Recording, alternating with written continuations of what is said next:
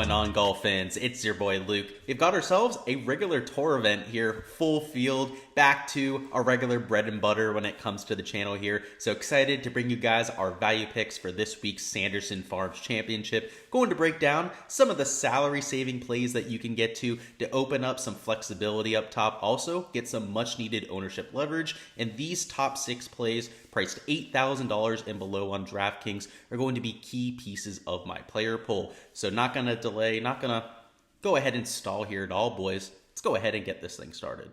First up on the menu is going to be Steele at $7,900, and Steele is going to give you everything you're looking for in terms of the ball striking. And when we look at the last 50 measured rounds, you can see that that's definitely been the case. So gaining close to 3/4 of a stroke per round off the tee, close to 2/3 of a stroke per round on approach, but with the putting and around the green stats is usually going to lack in those two departments. And sure, over the last few months, Steele has been really in a rut when it comes to the putting, losing close to a stroke per round. You look at the last 24 rounds, it actually gets a little bit worse. You can see losing actually close to that stroke per round, 0.98 rather than the 0.84 that you saw over there. But the ball striking has been even better, right? Still off the tee, gaining close to 2/3 of a stroke and getting closer to a stroke per round with the approach play. So while he's been really hemorrhaging himself even more so with the putting, the ball striking has been the best we've really seen for quite some time from our Steele. So I love what we're seeing in those two departments, and what really gives me a little bit of cause for, let's say, promise, or I think he has a chance to go out there and positively regress, is that on Bermuda, he's been a much better putter than any other surface. So for his career, though he's still a loser on Bermuda, he's only losing about 2/10 of a stroke per round. On most other surfaces, his baseline is at least 1/3 of a stroke in the negative there. So if there's going to be a surface where he's a little bit less dog shit on, it's going to be Bermuda grass. And every once in a while, we saw it at the Players last year, a few other scattered events. You know, he's won the Fortinet before, a tournament where he was able to go out there and gain on those greens.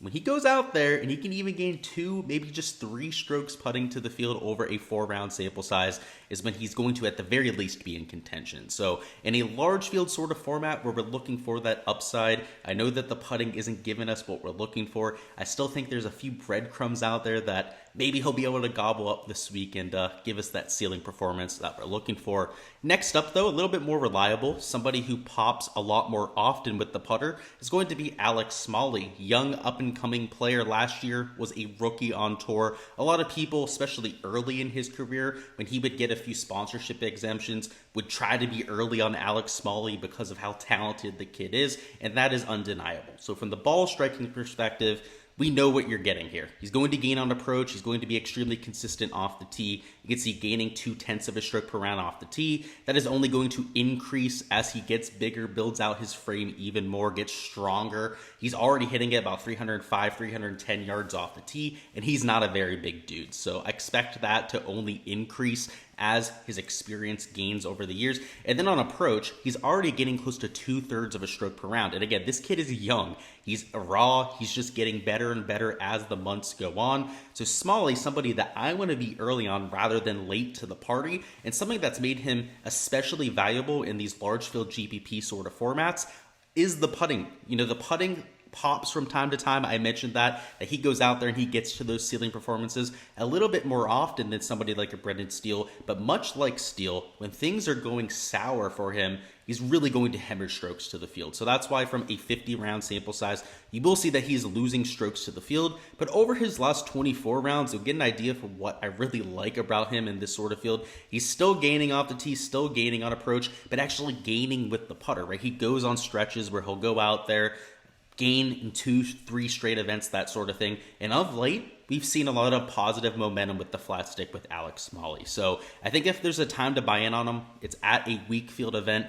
a golf course that is going to prioritize somebody going out there and gaining with the ball striking stats. And for his career on Bermuda is a gainer, gains close to 1/4 of a stroke per round. So I know it's not the biggest sample size, only about a year on tour to really pull stats from, but anytime we've seen him on these Bermuda greens, he's at the very least been a marginal gainer. And a marginal gainer with his putting combined with the ball striking stats that we expect from an Alex Smalley in this sort of field, is going to be probably at the very least a top 25 finish, if not something in the top 5, top 10, which would be valuable for a large field contest.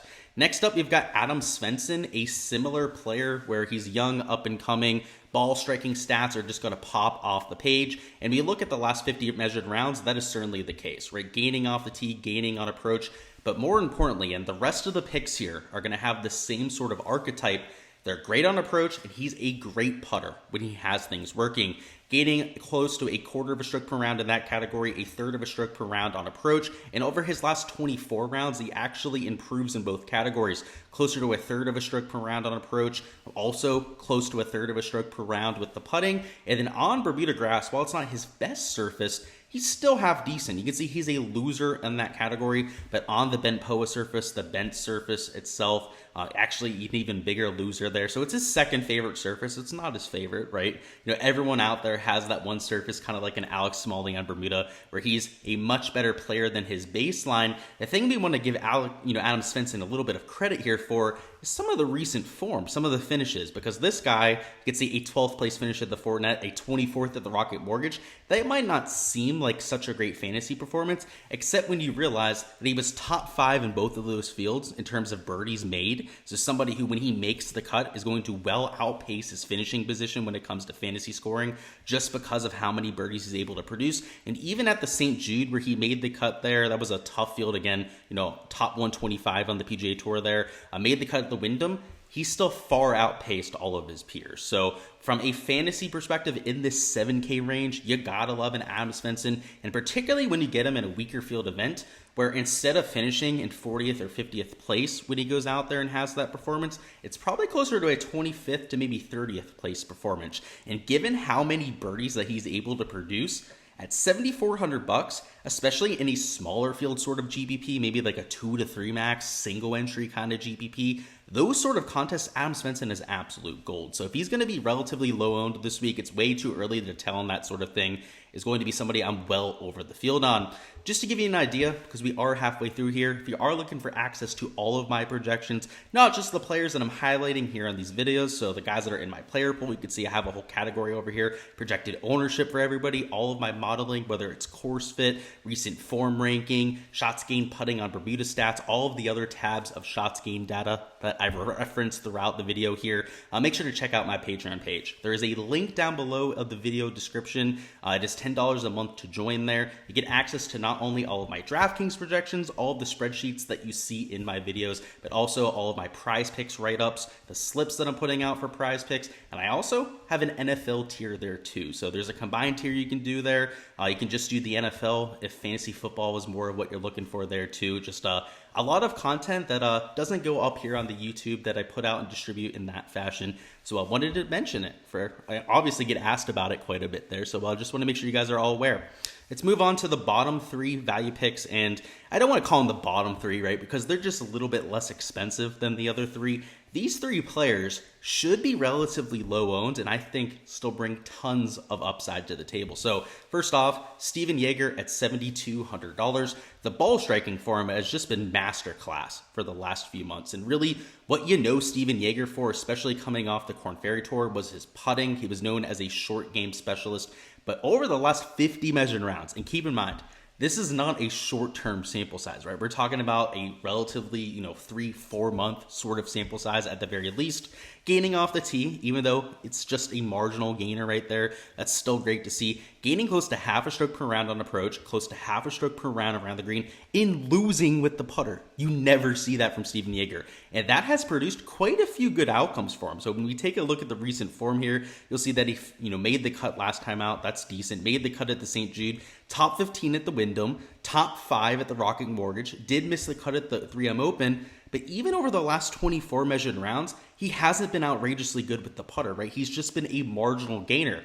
If he can get back to his identity, which is being one of the best putters in the world, let alone one of the best players that was, putting stats on the Korn Ferry Tour, one of the best putters in the world is what he was known as.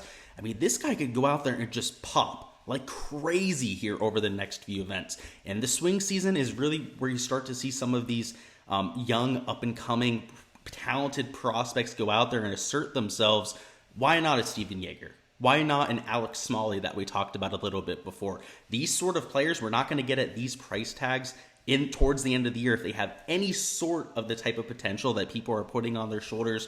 So Jaeger, given the ball striking stats, you have to love it. And even over the last 24 rounds, right, still gaining significantly on approach. A bunch of strokes around the green. Sure, off the tee is never going to be a strong suit for him, and this is a 7,400-yard golf course, but everything else is checking out, and he's only $7,200. He's priced around guys like a Michael Gligic, who is just not a very good player here on the PGA Tour. S.H. Kim's pretty solid up-and-coming prospect, but he doesn't have a year of experience on tour. He hasn't played this golf course nearly as many times as Stephan Jaeger, who in fact, if we take a look at his course history here, so first off, played it last year, we know that, finished in 26, but missed the cut in 2020, finished in the top 15 in 2019, and before that finished in 51st in 2018. So despite not having his tour card over those years, has gotten plenty of sponsorship exemptions into these events because he's always been that Korn Ferry Tour prospect that you know was going to be a figure here on the PGA Tour. So $7,200, if you're looking for a consistent play, I think that he's one of the best cut makers that you can find in this range, but also in terms of top end upside, I think he brings plenty of that to the table as well. Next up, we've got ourselves Callum Tarren, who I absolutely love playing. I just have to say that at $6,900. In the Bermuda courses, he's had quite a bit of success. So, in fact, that is despite being a loser on Bermuda for his career. At the Honda Classic, was making a ton of putts. I got to see plenty of those in person there last season. Just somebody who, from the ball striking perspective, is going to be extremely consistent. So when we take a look at those stats, you can see he's right around a neutral off the tee, kind of similar to a Stephan Jaeger, but gains a bunch of strokes on approach and a bunch on the greens, right? Close to a third of a stroke per round in both categories. And when you zoom in, look at the last 24 measured rounds, which I don't love. I prefer the last 50 measured rounds just because we did have a 3-4 week break. So the last 24 rounds are still spread out over the last 2 to 3 months. I'd just rather take in a few extra rounds if we're already looking at, a period of time where there's a break in there before the play that's going on right now. But let's look at it. So going out there and looking at his stats here, where are we at? Callum Tarren, gaining off the tee, over a quarter of a stroke per round, close to half a stroke per round on approach, and still a slight gainer with the putter.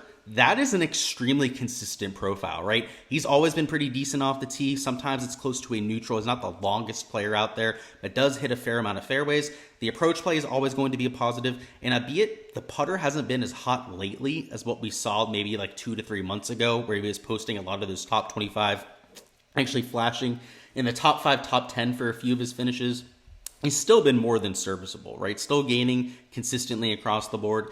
These are the sort of prospects in the 6K range that I see myself flocking to, right? Rather than a Malnati who has good course history around the Sanderson Farms, but his ball striking stats, his even putting stats are a lot more inconsistent than a Callum Tarren. I'd rather get to these consistent builds than even like a Grayson Sigg, who's a little bit more of a popper. CT Pan, right, has been a little bit more inconsistent. Callum Tarren just has a very repeatable sort of skill set to go out there and have success. Lastly, we've got ourselves Chesson Hadley, who kind of follows the same sort of build. So when we take a look at the last 50 measured rounds for Chesson Hadley, you'll see that he's gaining significantly on approach. Also with the putter, gaining close to 2/3 of a stroke per round with the putter. Approach play is a quarter of a stroke per round, which is decent. It's pretty comparable to the guys priced around him. But when we take a look at the last 24 rounds, you get an idea for why I'm especially excited to get there. So Chesson Hadley gaining close to half a stroke per round on approach now. So that improves quite drastically over the last 24 there. And then the putter is close to 3/4 of a stroke per round. So clearly has been striping it of late. You see that a lot from Hadley towards the end of the PGA Tour season. Tends to play some of his best golf when it matters the most. And then in the swing season, you also see Chesson Hadley have quite a bit of success. So maybe it's just this time of year is the biological clock, whatever the case may be. He seems to be his best self at these sort of golf tournaments. And on Bermuda grass, you're not going to find a better putter, right? Gains over 0.8 strokes per round on the greens over here on the Bermuda surface, is gaining on approach, gaining with the putter, and off the tee, kind of similar to a Stephan Jaeger. A few of the other guys like Callum Tarren, like we've highlighted here towards the bottom of the board.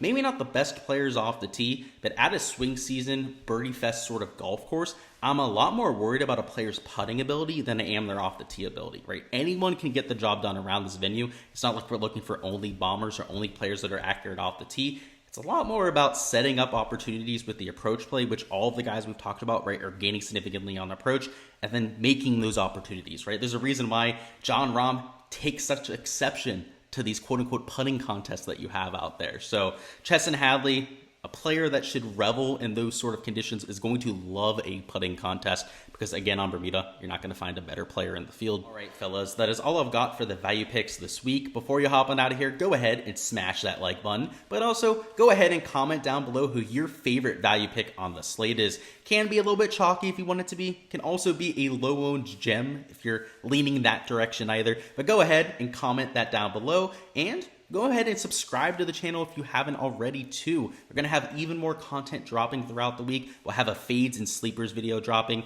where I touch on some of the higher owned plays of the week that I think are being overhyped, and also a few low owned gems, my sleeper picks, that you might want to get to in labs because I think they're being a little bit slept on. So we'll have that video dropping, a weekly DFS live stream Wednesday at 7 p.m. Eastern time, where I touch on the weather report. We go through GPP strategy, all of your live questions, some of my favorite plays on the board, just all the information you need to know going into this weekend slate. So just looking forward to that. Make sure you are subscribed, like I mentioned, so you don't miss any of that content in the future. But thank you guys for stopping by, enjoying the content. Best of luck with all of your lineups, any outright bets that you decide to place for this golf tournament. And let's get this cash, fellas.